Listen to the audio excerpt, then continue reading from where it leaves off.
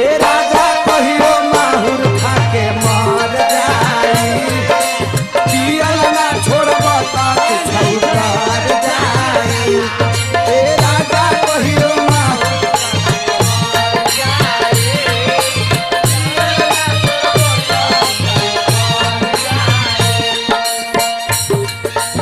औरतिया कहते ए अम्मा जी रुए बबुआ वो ए ना चुप रह ए पिया दे तेरा मुँह में पिया दे अच्छा औरतिया कहते ए अम्मा जी आधी आधी रतिया के भट्ठी पर से आवेले पीटी के केवाड़ी हम